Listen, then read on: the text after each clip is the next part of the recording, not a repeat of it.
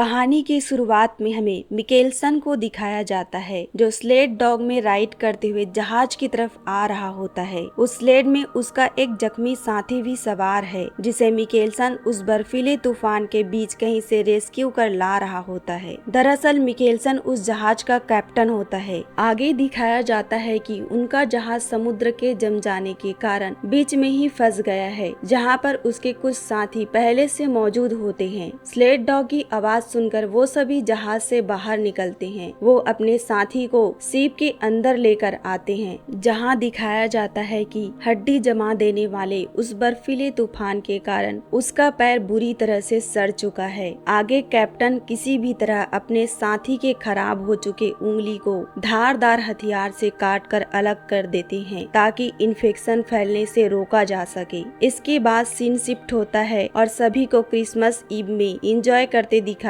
जाता है, जहां सभी एक साथ तस्वीर लेते हैं और उस खास पल को सेलिब्रेट करते हैं। आगे कैप्टन सभी को याद दिलाते हैं कि इस मिशन पर उन्होंने अपने साथियों को खोया है, लेकिन फिर भी हमें बिना रुके इस मिशन को पूरा करना होगा। दरअसल वे सभी एक मिशन को पूरा करने के लिए डेनमार्क से निकले होते हैं। साल 1909 डेनमार्क गवर्नर ने डेनमार्क एक्सपीडिशन को सच साबित करने के लिए अपने अनुभवी सेलर को ग्रीनलैंड भेजने का फैसला करते हैं ताकि वो अमेरिका के झूठे दावों को गलत साबित कर सके, जिसमें कहा गया है कि ग्रीनलैंड 2 हिस्सों में बटा हुआ है। मिलियस एरिक्सन, जिसने ग्रीनलैंड के अनजान जगह की खोज की थी, आगे कैप्टन अपने साथियों को बताते हैं कि उसे मिलियस एरिक्सन की वो डायरी और नक्शा मिला है जिसकी मदद से वो उस जगह पहुंच सकते हैं जहां मिलियस ने अनजान जगह की खोज के सबूत छुपाए हैं, और अगर हम इसमें फेल हो गए तो ग्रीनलैंड की जमीन पर अमेरिका अपना दावा करने लगेगा। तो हमारे पास मौका है कि हम अपने देश के लिए कुछ कर सके। आगे उन सभी का हाव भाव देखकर लगने लगता है कि वो सब इसमें और अपनी जान जोखिम में नहीं डालना चाहते। आगे के सीन में हमें दिखाया जाता है कि जिसमें वो सभी योगेनसन की हालात देखकर घबराए हुए हैं कि अगर उनमें से कोई भी इस मिशन पर जाता है तो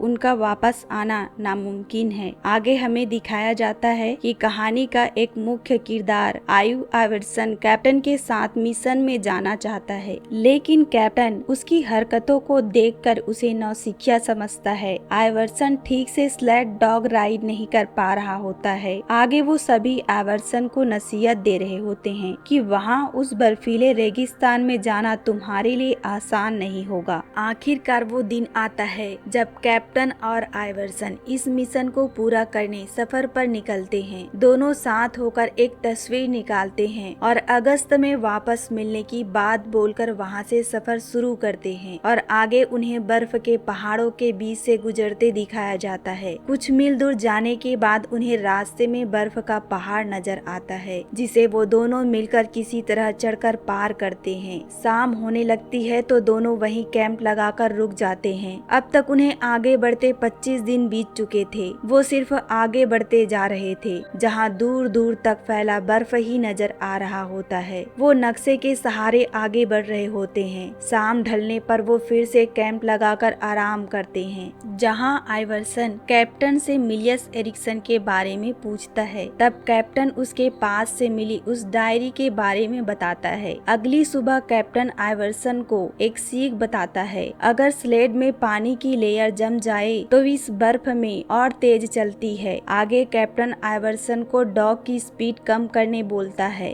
और आइवर्सन स्पीड कम करने के चक्कर में स्लेड से नीचे गिर जाता है। वहीं आगे बर्फ की खाई में आइवर्सन का स्लेड भी गिर जाता है। आइवर्सन अपने लीड डॉग को बचाने की पूरी कोशिश करता है, लेकिन जिस रस्सी से बियोन बंधा होता है वो टूट जाता है और आइवर्सन का लीड डॉग बियोन खाई में गिर जाता है। इस हादसे में आइवर्सन अपने साथ लाए 15 दिन का डॉग फूड और अपने लीड डॉग बियोन को खो देता है। कैप्टन आइवर्सन को ऑर्डर न मानने के लिए भला बुरा कहते हैं। आगे के सीन में दिखाया जाता है जहां आइवर्सन और कैप्टन आगे बढ़ते हुए बहुत दूर निकल आए हैं और उन्हें सफर करते हुए 84 दिन बीत चुके हैं और उनके पास खाने की कमी होने लगती है और आइवर्सन को चिंता होने लगती है कि आखिर वो ये सफर पूरा कर पाएंगे या नहीं। और तभी उन्हें वो पत्थर का टीला दिखाई देता है है जिसमें मिलियस एरिक्सन ने सबूत छिपाए होते हैं, जहां उसने एक नोट छोड़ा होता है जिसमें बताया गया था कि उनका खाना खत्म हो गया है और खाने की तलाश में उन्हें 580 मील समुद्र की तरफ जाना होगा। आखिरकार उन्हें अब वो सबूत मिल गया था जिसमें अमेरिका के गलत होने की बात थी। आगे कैप्टन कहता है कि ग्रीनलैंड एक है और अमेरिका का इस पर कोई दावा नहीं है। अभी खुशी का मौका है, अब हम घर जा सकते हैं। कैप्टन और आइवर्सन का ये मिशन पूरा होता है और वो अब वापस लौटने लगते हैं। तभी उनमें से एक डॉग बीमार होकर मर जाता है, तो दोनों मिलकर उस डॉग के ही मांस को अपने कुत्तों को खिलाते हैं और खुद उसका लीवर पकाते हैं खाने के लिए। वो दोनों ये सुनिश्चित करते हैं कि कहीं ये लीवर जहरीला तो नहीं है और वो इसे खा लेते हैं, लेकिन थोड़ी ही देर बाद वो दोनों को उल्टी होने लगती है। आगे दिखाया जाता है कि उनके स्लेट को खींचने के लिए बस गिने चुने ही डॉग बचे हैं, बाकी सारे मारे जा चुके हैं। अब उनके पास खाने की कमी होने लगती है। खाने की तलाश में आइवर्सन झील के पास आता है जहां एक सील बर्फ में लेटा हुआ मिलता है। जब तक वो उसका शिकार करता, डॉग के भौंकने के कारण वो सील वापस पानी के अंदर चला जाता है। अचानक डॉग के भौंकने की आवाज सुनकर आइवर्सन वापस कैंप की तरफ भागता है। तभी वो देखता है कि एक पोलर बेयर ने कैप्टन पर हमला कर दिया है और वो उसे बुरी तरह से घसीट रहा है। आइवर्सन बिना देर किए बेयर को शूट करता है। निशाना सीधे बेयर को लगता है जिससे वो वही मर जाता है, लेकिन जब वो बर्फ पर गिरता है तो वहाँ का बर्फ टूट जाता है। उसके साथ कैप्टन भी बर्फीले पानी में गिर जाता है। आइवर्सन कैप्टन को कैसे भी करके बाहर निकालता है और कैंप में वापस लाता है। बेयर के हमले और बर्फीले मौसम ने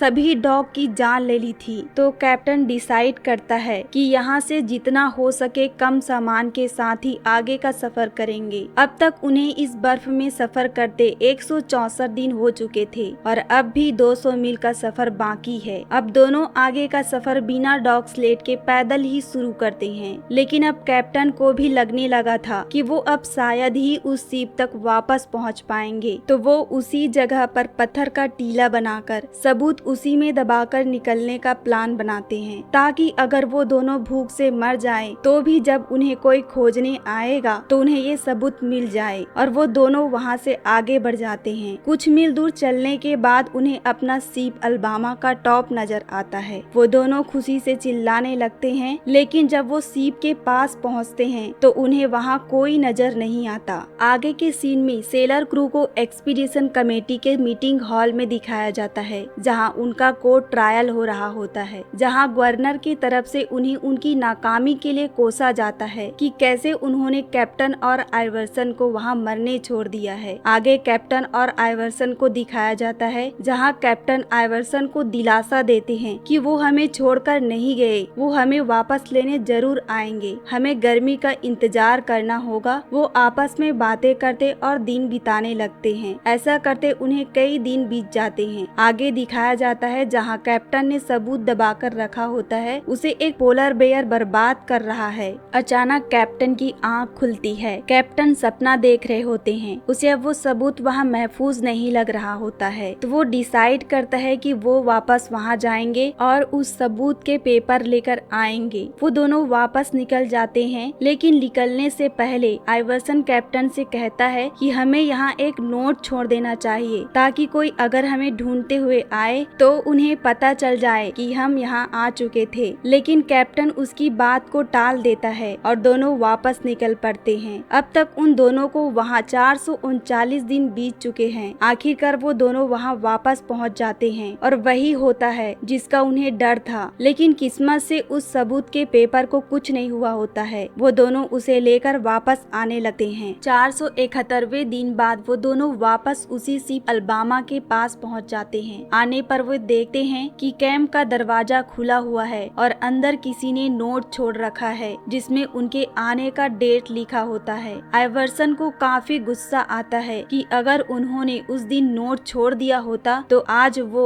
यहाँ से निकल सकते थे। कैप्टन को भी अपनी गलती का एहसास होता है। वो स्लेट को गुस्से में तोड़ने लगता है। आगे के सीन में दिखाया जाता है कि योगेनसन गवर्नर से बात करने पहुंचा है, जो कहता है कि उन्हें लगता है कि कैंप में कोई आया था, वो और कोई नहीं बल्कि वो दोनों ही है। योगेनसन कहता है कि उन्हें उन्हें बचाने हमें जाना चाहिए, हो सकता है उनके पास वो सबूत होंगे। लेकिन गवर्नर ये कहकर मना कर देता है कि उतने बड़े लैंड में आखिर खोजी दस्ता कहाँ भेजेंगे। आगे योगेश्वर ये भी कहता है कि अगर हम ऐसा करते हैं तो हम दोनों को खो देंगे और उससे भी बड़ी बात ग्रीनलैंड को भी खो देंगे। आगे हमें कैप्टन और आइवर्सन को दिखाया जाता है। उन्हें यहाँ काफी दिन गुजर चुके होते हैं और अब वे दोनों इस सीप में उनका दूसरा क्रिसमस सेलिब्रेट कर रहे हैं। अब तक उन्हें इस आइलैंड में 793 दिन हो चुके हैं। इस वीरान बर्फ की चादर और अकेलेपन के कारण कैप्टन मानसिक रूप से कमजोर पड़ने लग गया था। एक दिन वो सीप के टॉप में चढ़ जाता है, जहाँ दूर बर्फ के पहाड़ के पीछे से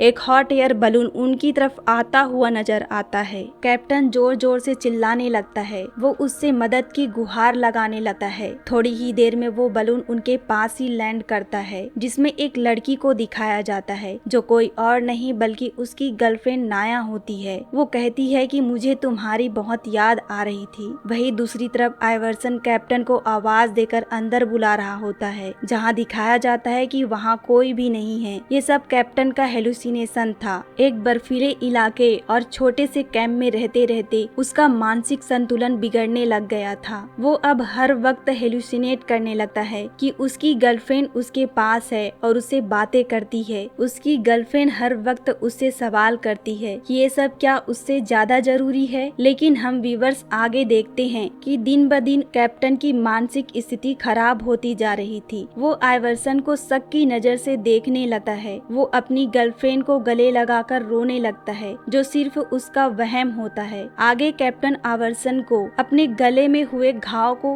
अलग करने कहता है और बेहोश हो जाता है। होश आने पर वो वापस आइवर्सन पर शक करने लगता है, यहाँ तक कि कैप्टन आइवर्सन को मारने की कोशिश करता है। लेकिन कैसे भी करके वो अपना होश संभालता है और आइवर्सन से अपने किए पर माफी मांगता है। तभी अचानक उनके कैंप के पास एक पोलर बेयर आ जाता है, जो उन पर हमला करने लगता है। लेकिन दोनों उससे बचने के लिए जोर जोर से चिल्लाने लगते हैं। उनकी आवाज सुनकर बेयर वहाँ से भाग जाता है। अभी तक उन्हें यहाँ पर 865 दिन बीत चुके होते हैं। तभी उन्हें किसी की आने की आहट सुनाई देता है। वो दोनों फिर से चौकन्ने हो जाते हैं कि बेयर ने फिर से हमला किया है। वो दोनों एक साथ हमला करने के लिए तैयार होते हैं और जैसे ही हमला करने के लिए दरवाजा खोलते हैं, उन्हें बाहर खोजी दल मिलता है, जो उन्हें वहाँ से रेस्क्यू कर लेता है और इतने दिनों का लंबा इंतजार खत्म होता है। आगे डेनमार्क वापस लौटने के बाद गवर्नर के द्वारा उन्हें सम्मानित किया जाता है। कैप्टन आइवर्सन को अपना साथ देने के लिए धन्यवाद देता है। आगे कैप्टन को उसकी गर्लफ्रेंड नजर आती है, पर उसे विश्वास नहीं होता है। लेकिन अब वो वहाँ सच में होती है, तो कैप्टन उसे गले लगा लेता है। दोस्तों, ये मूवी आइनर मिकेल्सन और आइव आइवर्सन की जिंदगी की सच्ची घटना पर आधारित है। उनकी ये कहानी बर्फीली और खतरनाक वातावरण में कठिनाइयों का सामना और जिंदा रहने की जद्दोजहद के साथ ही दोस्ती की गहराई को दिखाता है। इन कठिनाइयों के बावजूद मिकेल्सन और आइवर्सन ग्रीनलैंड की यूनिटी के सबूत लाने में कामयाब होते हैं। दोस्तों, अगर आपको इस मूवी की कहानी अच्छी लगी तो कमेंट कर जरूर बताएं। साथ ही हमारे चैनल द एक्सप्लेनर 23 को सब्सक्राइब करें और वीडियो को लाइक करना ना भूलें।